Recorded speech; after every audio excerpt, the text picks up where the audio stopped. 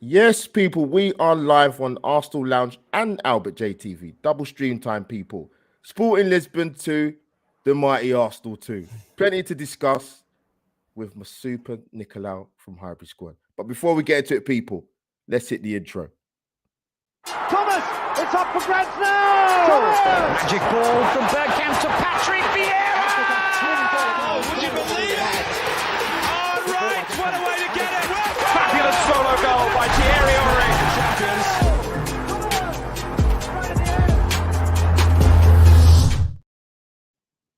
And there you have it, people. Surround intro into the Arsenal Lounge and AlbertJTV. Obliterate the like button if you haven't already, which I'm sure you have anyway. And let's get Arsenal Lounge up to 17k plus and move AlbertJTV a little bit upwards in terms of subscribers. But yeah, a lot to talk about. a quiet night in Lisbon, people. But as you can see, I've got an amazing guest with me. The first time I've got a one-to-one. It's very intimate, people. Sophie Nicolaou, welcome to Arsenal Lounge stroke AlbertJTV. I think we've had a one-to-one on the Highbury squad, but not sure. You know, we're christening the Arsenal Lounge. Put it that way. By the way, the Arsenal Lounge intro, one of my favorite of all the podcasters. I love the wallpaper. Yeah, I feel like, you know, it's kind of like if you've been to Coast in Paris, you just want to chill in the red velvet. You know, even if you don't smoke a cigarette, you want to smoke a cigarette. Yeah. You know, you want to put your smoking jacket on. I don't like whiskey, but every time I'm in the lounge, I want someone to pour me a whiskey. So, hi Albert, how you doing? Sophie, you can have a whiskey, and I'll have people. As you know, I'm not a drinker, so I'll stick with my soft drink. So it's fine. You know what? I don't drink since Christmas. I haven't really been drinking. Look what I do. Do you want to see my trick, everyone? Here's my tip of the day, everyone. So as you know, the famous Gale beer, Cypriot beer, Harry Symeou will know exactly what I'm talking about here. My dad gave me all these Gale beer glasses last time I was in Cyprus. So what I do now is fill it up with sparkling water. Yeah. So it's the idea of drinking, Albert, really, but you're just having sparkling water in a beer glass. Sophie, that is stupendous. Fantastic. Mental, right, just like Arsenal, mental giant right here.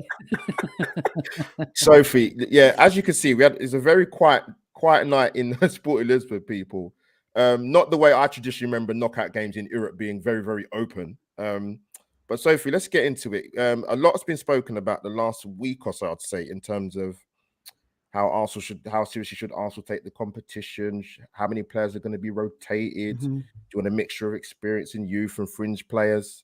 So Sophie, we have 6 changes. I think it was only that because of obviously there were particular players missing. But what was your initial thoughts when you saw that team lineup come straight out? What did you think? Well, I think it's impossible to. It's difficult to think that we can win anything without rotating the squad. Exactly. Yeah. You can't win a Premier League title with just 11 players. You can't win a European title with just 11 players. And we're at that part of the season where you've got to start protecting your core assets. And it's also not realistic to think that with making 6 changes to a team, Albert, there's not going to be imperfections. Yeah. And we especially saw that, and I'm sure you'll get to it at the back this evening. You know, we have gotten used to at Arsenal now, something we haven't had in years, is partnerships. You know, we've waited so long to have a centre-back pairing, a midfield pairing, a front 3, you know. So I think we have to just take a beat, relax, you know, a draw away from home and a European tie with, you know, not having to worry about away goals going into a game at the Emirates. Good point. I fancy us. So was it a good performance in terms of the evening? No, but with 6 changes, I wasn't expecting us to annihilate Sporting Lisbon, who beat Tottenham at home, got kicked out of the Champions League by not much, if I remember correctly. You can correct me on that, Albert. And I think sometimes we're a little disrespectful to these teams, you know, who do well in these kinds of competitions and have that flow of how to play that European-esque type of football. Yeah, I remember actually Harry Symeou, he said he's very, very clear. He said, look, this is not going to be an easy game. Absolutely. Do not write these guys off. I think They came into that game today against Arsenal 4 unbeaten. So they had a little bit of confidence coming into it. Sophie, obviously, Jakov Kivior gets his first start. In terms of the performance, and you're right highlighting the changes, because to expect some excellent continuity in terms of an Arsenal performance with 6 changes, that's very unlikely. I don't need to be a brain surgeon to work that out. It's just obvious. But were you surprised how, it's in my opinion anyway, Sophie, particularly breaking it down in the first 20 minutes, I thought our passing was awful. And I'm being polite by using the word awful. 2 of your most sort of technically gifted players in terms of Zinchenko and Vieira, needlessly a lot of the time gave the ball away, which in European football, especially away from home, ball retention key. So what's your thoughts about Kivior and the sort of the first 20 odd minutes or so? Okay, so don't let me forget about being cheap with the ball, because that's important. Kivior, I'm not going to kill the guy. It's his first appearance in an Arsenal shirt. Super Kevin Campbell will tell you on our show that once you put the shirt on, there's a weight to the badge. You don't put it on and play freely. That's when you realize, wow, okay, I'm making my debut for the Arsenal Football Club. So in terms of his debut, was it electrifying? No. Was I expecting him to come on and play like, Maldini or Baresi, Beckenbauer or Tony Adams? No. He's going to need time to settle in. We've seen Clive Palmer used a good word, was rusty, which we saw in players that just don't play consistently. So look, he's a versatile player. I think we need to be patient, give the guy a chance. He's not played with Saliba before. Clearly he and Turner were not on the same page. For that first goal, I actually felt Turner should have done Kivior a favor by coming out and being commanding in his box, especially in that 6-yard area and the 8-yard box. I mean, I just felt like that's weak sauce, show up and be commanding. So I don't blame him for the goal. I blame the goalkeeper for not having, the bravery to come out, and also the commanding position that he should. Again, he's rusty. He hasn't played since last year. So Kivior, I'm going to just wait and put, a pin in that one. In terms of the ball, I feel like this has seeped into our game a little bit since, not Newcastle, but we haven't played a consistent 90 minutes of football in a long while. No, you're right. I would say before the Everton game, right? We've played a really good half, mostly second halves. We've come back, against Villa. We were poor in one half, commanding in the other. Manchester United, I think, for me, is our last complete 2 halves of football, but especially in the second half, I thought we played brilliantly. So I think we've been a bit cheap with the ball. I think we're trying to do too much. Perfect example tonight is Martinelli. Shoot the ball. Why are you trying to take? You've gone on this amazing run. Shoot the ball, right? I do like when Jorginho plays, because the passage of play happens a lot sooner. So I think we've got some new players in the mix. We've changed a lot of players, and sometimes it's hard to read them, read the game. But I think that's seeped into our performances a little bit over the last 4 or 5 games. Yeah, you make a good point, because I thought even there's actually been quite a few games with Arsenal, maybe even stretching back to last season. When you talk about a good 45 minutes, we did against Man City on New Year's Day. I thought the first 45 minutes in the cup game with Arsenal were pretty decent and pretty competitive against Man City away.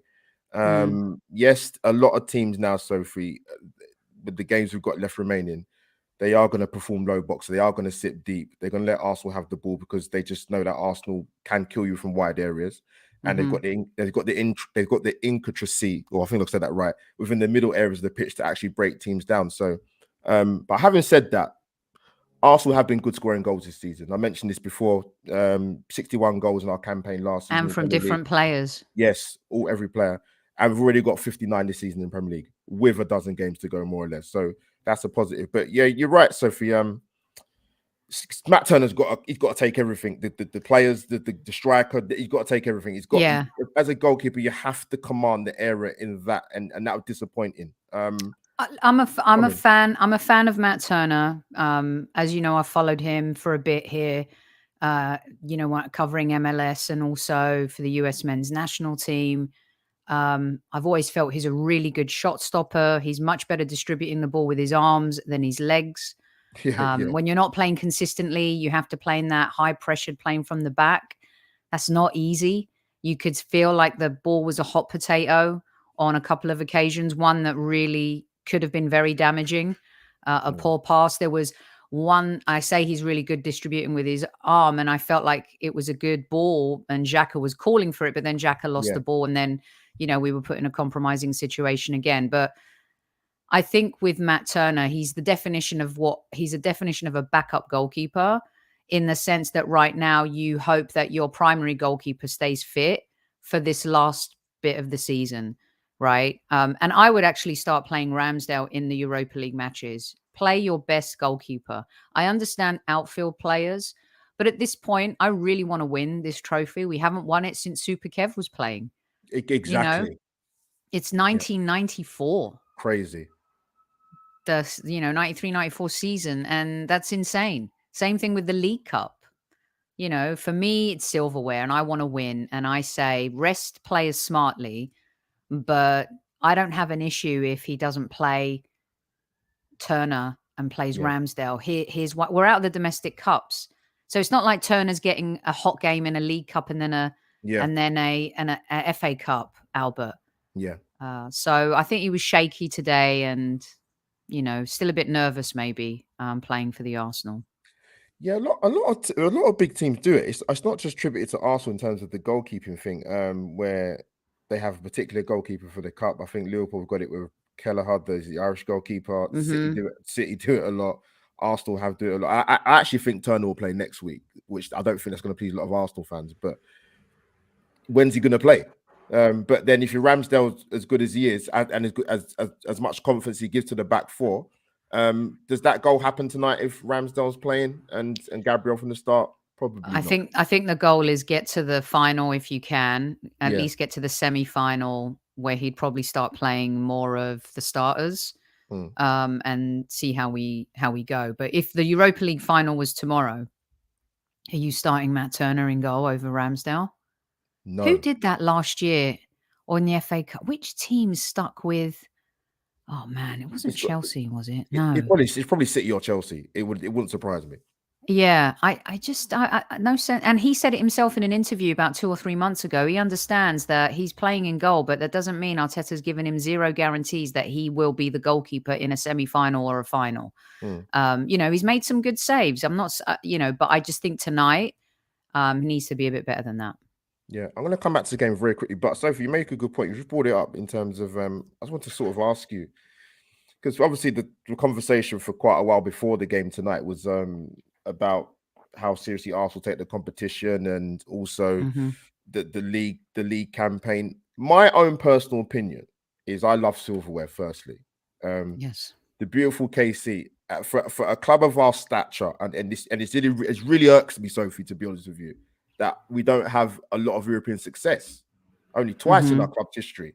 So I think I say to people, look, you got to bear in mind with the Europa League, we're in the knockout stages.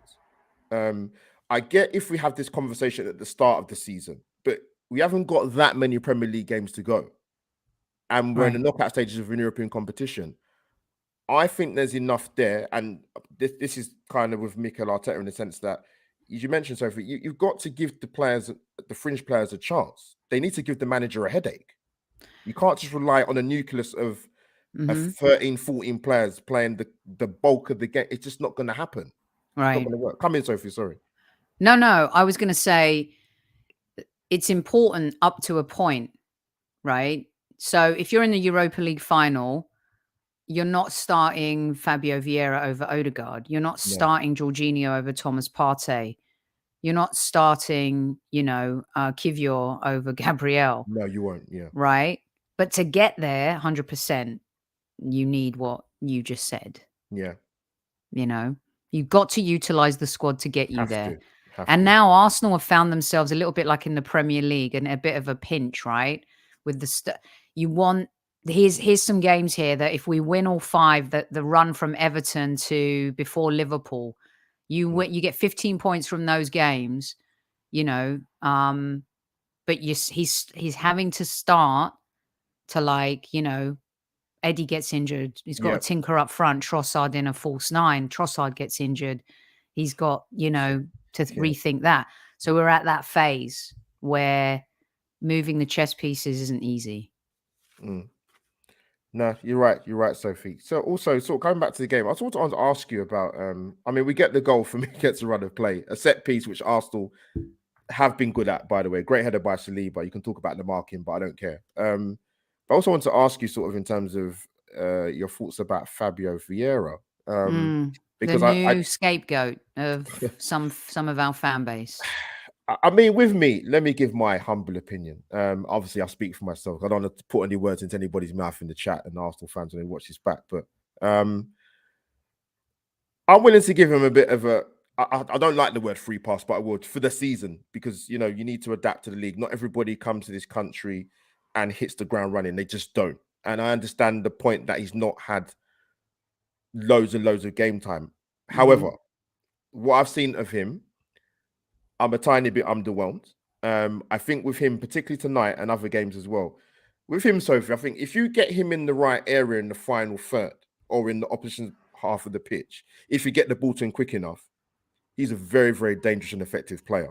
That didn't happen tonight so much, but I do think I would like to see a little bit more from him. Is that fair criticism, or how do you feel about it, Sophie? I actually think it's unfair this evening. I feel Tom Canton was defending him as well on Twitter earlier, I saw, and I felt like he did better. I felt actually that the opportunities he's been given to come on as a substitute in the last few games, that he's handled himself well. He's not trying to do too much. He's keeping the ball moving. I think he's a little better positionally off the ball than people give him credit for. You know, he can play on, you know, in terms of that front, the final third of the pitch, he can play pretty much everywhere.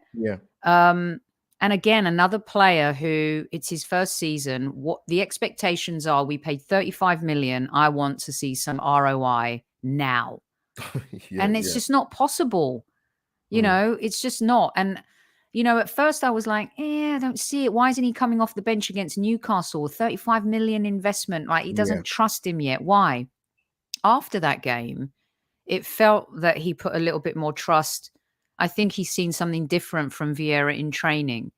And so he's one of those players for me that I think will be valuable in this final act of the season, not only in the Premier League, to come on, keep the ball. Look, technically, he's very talented.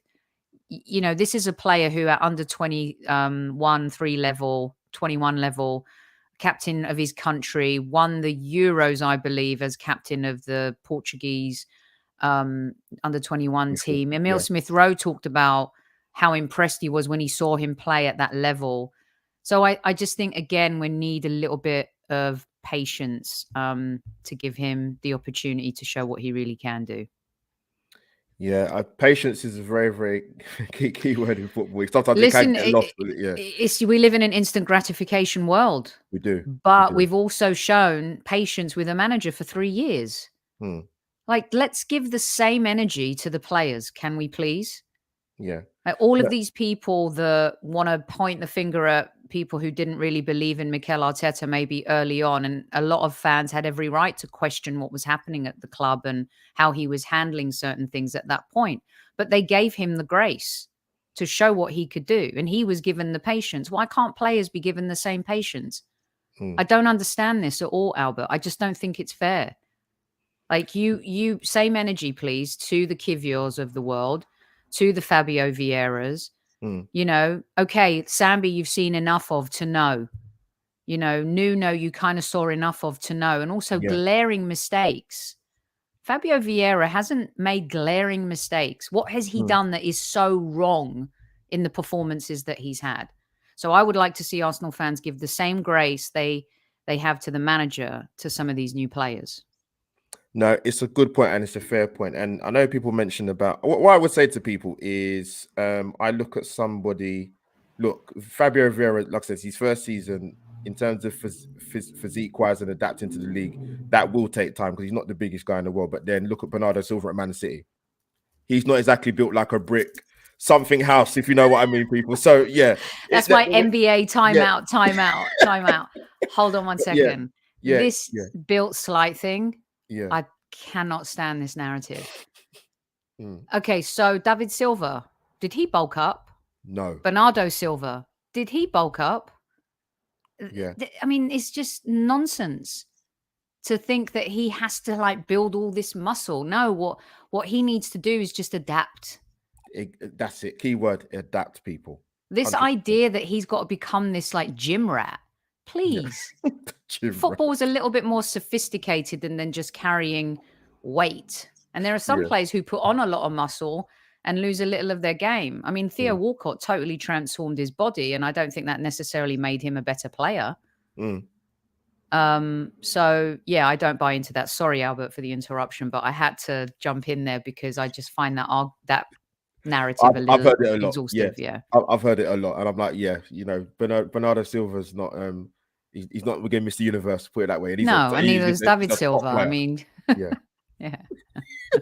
No, fair point. So Sophie, yeah, so I thought we went 1-0 up against Run of Play. I thought we was a little bit better, but then obviously, even before the goal we conceded, to be fair, there were warning signs because we kept continuously giving the ball away. And they score from a set piece. Yeah, I think, you know, the mistake, and obviously we go in at halftime 1-1.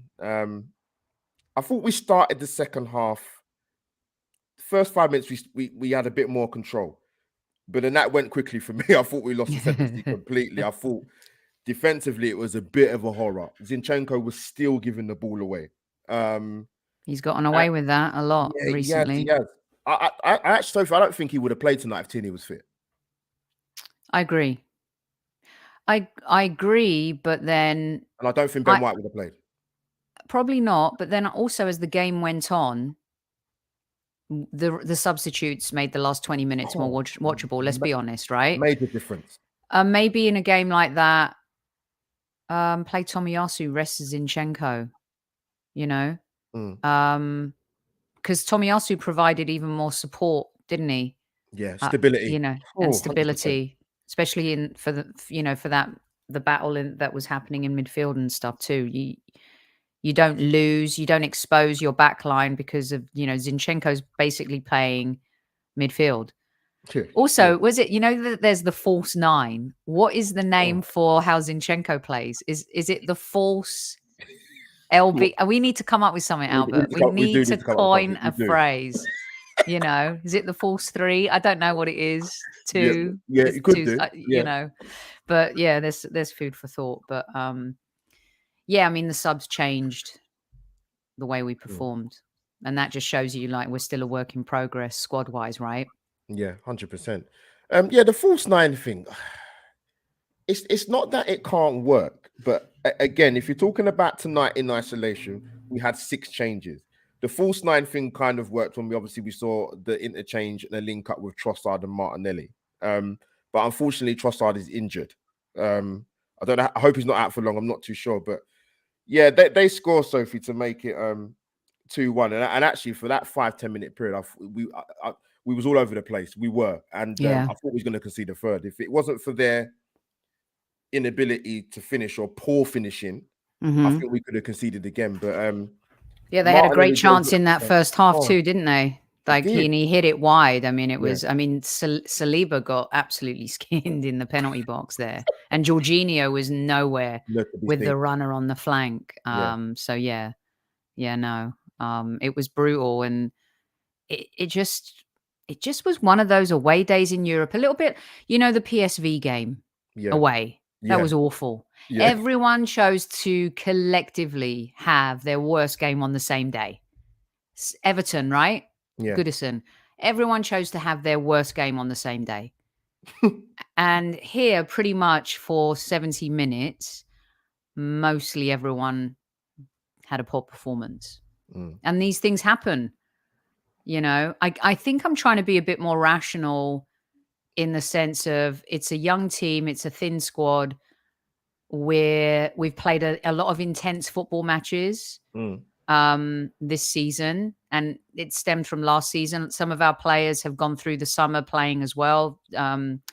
through November and the Yeah. World Cup. So I'm more about results right now versus performance. I care less how we perform. I just want to win. No, you're right. At this stage of the season, it is about the W's. And yes, it'd be amazing if we could play fantastic football every week, Arsenal fans. But as you saw on last Saturday, my heart has finally got back to a reasonable.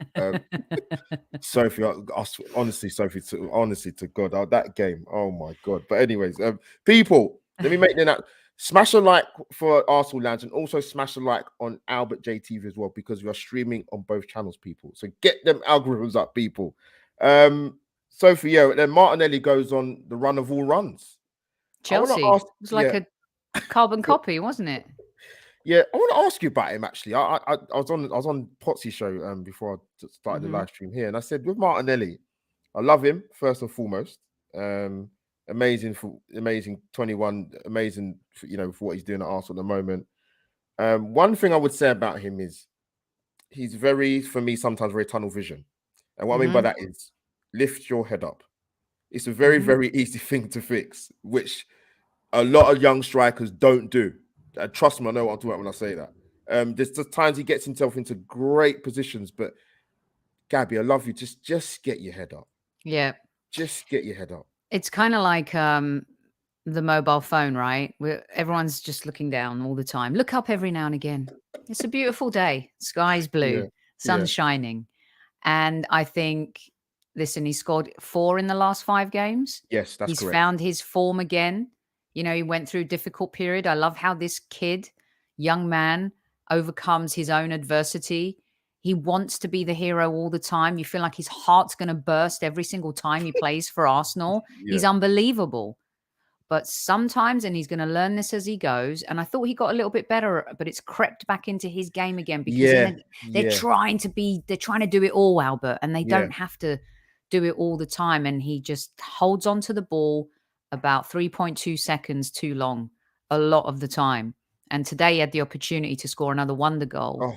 And he just didn't pull the trigger. And I wish that he would do that. Maturity, hopefully that will become something that is important. But I think without Jesus in the team is when I've seen him do a little bit more. Now, you see, Trossard wasn't in the team today, and I think they've caused chaos playing together really well. And he did that less. So I think, trust is also important, right? So when you're not playing with your usual partners, you kind of tend to maybe do too much. 100%. And I think that today was one of those days where Martinelli tried a little bit too much in a frustrating game. Yeah, you're right. You make a good point. Like, he hadn't, I think before the sort of run blitz of goals, I think he hadn't scored in 8 games. Yeah, so he was not good since the World Cup. Yeah, but he's come back and he's in a little bit of rich vein of form. But yeah, Gabby, if you're listening, which you're probably not, just get your head up a little bit, mate. But it'll come good. Listen, he's so special. He is. And Sophie, we get the goal to go 2-2. Now, I'm going to be honest, right?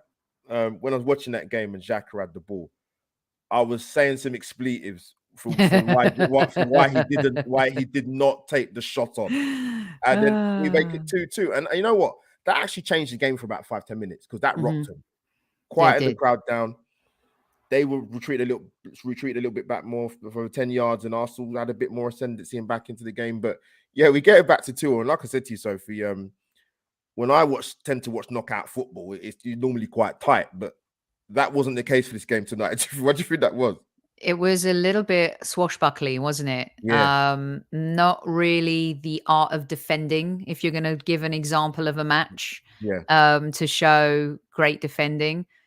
Really, I felt like both teams in midfield were poor. Yeah. Again, for us, I don't think that changed until the substitutions. So yeah, it was a very open game and ill discipline.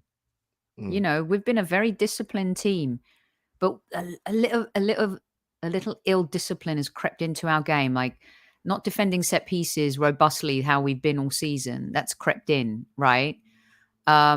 Just being cheap with the ball, and again, I just think as the intensity grows for the season and different players come in and out, I think those things will happen. But I didn't enjoy this game. It wasn't a fun game to watch. It was one of those games you just want to get in the books and get out, and move on to Fulham on Sunday. That's how it felt to me tonight. Yeah, it was a bit for knockout stage away from home. That for me, from an Arsenal fan's point of view, that was too open. That was hard work tonight. It was. I know 6 changes, but that for me, for an away tie in Europe, that was way too open. But yeah, and talk about the defense quickly, Sophie. I mean, our away record's pretty good this season, to be fair. Actually, we've kept the most clean sheets away from home. Our home form is another kettle of fish, although the home record is very good. But I can, through all the brainstorming and listening to people on other channels and whatever, I've to come to the conclusion, Sophie, it's down to one word and one word only with Arsenal, why they could see so many goals. Concentration. Yes. Mental. Yeah. I've been saying on our show for a few months, since October, November-ish, we will lose or win this here. Yeah, 100%. Mentally. And I believe that we're mentally stronger as a team this season. To come back after falling off an improbable cliff. Look, in the end, we fell off the cliff. We didn't qualify for Champions League. We were there. We could have, we had some terrible results. We fell off mentally. Yeah, we just weren't, Newcastle away. What an awful game mentally and physically. God, The Southampton game, the Brighton game, the Crystal Palace game. I just feel like we lost our mental engagement and we kind of reverted into mentally impotent Arsenal from the Kolasinac Mustafi days a little bit. But mentally from that, to have the season we're having, I think it's one of the most underrated strengths in our season that people aren't putting enough emphasis on.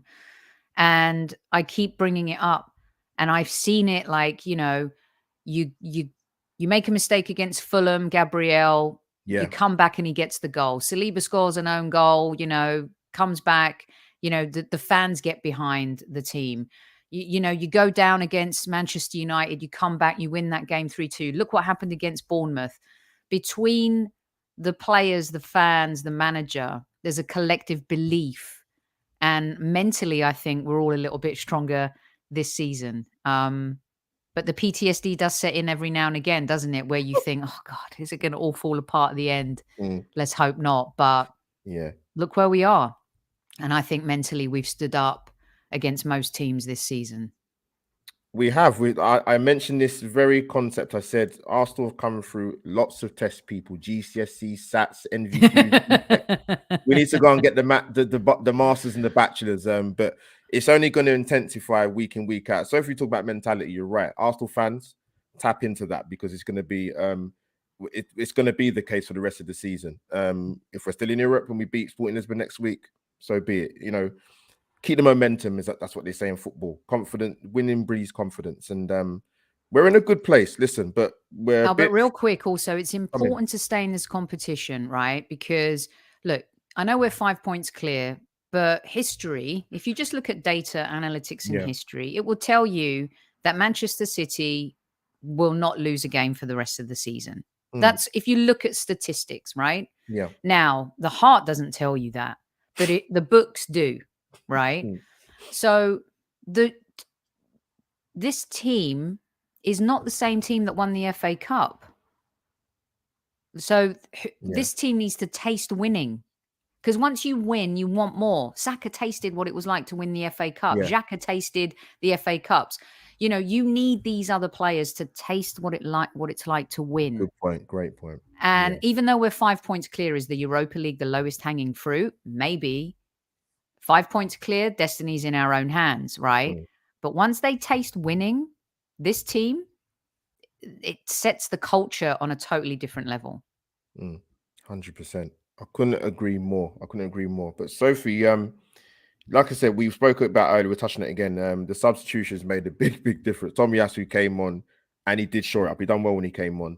And obviously Partey and Gabriel came on and we gained a little bit more control, which is what we're probably hoping to see in the first half, to be fair. But I thought we saw the game out well enough. So I don't think they really created that many more chances for Lisbon afterwards. Was that a fair assessment? 100%. Yeah. In short, I agree with you.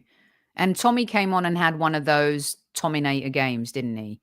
He just, he plugged all the leaks and did his job. And that's what Tommy does. You know, has he been great starting in some of his games this part of the year? Not really. But is he fundamentally important to come in for that 20 minutes and be a bruiser and support? 100%. Yeah. Yeah. Sophie, double loaded question to sort of wrap up, but before we finish off about what your thoughts about Fulham are. Any players tonight you thought, you know what, despite it being a topsy-turvy game, he did okay, or that player stood out for you? Who stood out for you tonight for Arsenal? Nobody. If Saliba, I'm being, possibly? I think Saliba, I loved seeing him score. Again, a player who came back from the World Cup a little bit broken. I think people underestimated what it's like to be part of a squad, even though he didn't play much or at all. One game. He was part of a squad that lost the World Cup final. I lose a game of darts to Tony, and I go like, I didn't say best out of 3. I said best out of 5. You know what I mean? So, you know, he's upset. His team lost the World Cup. And Martinelli coming back, disappointed. He's Brazilian. They live for the World Cup. So we're seeing these players make their adjustments now. And I was very happy for him that he got on the score sheet. I think at times, without doing the Ronaldo or the Zlatan arms in the air, you could tell like he didn't have his wingman there with him. And they've built up such a formidable partnership. So I think it was a little tough on Saliba tonight. And I'm very happy that he got the goal. So the emphasis wasn't so much on the performance of the defense, but he got a positive out of the game as well.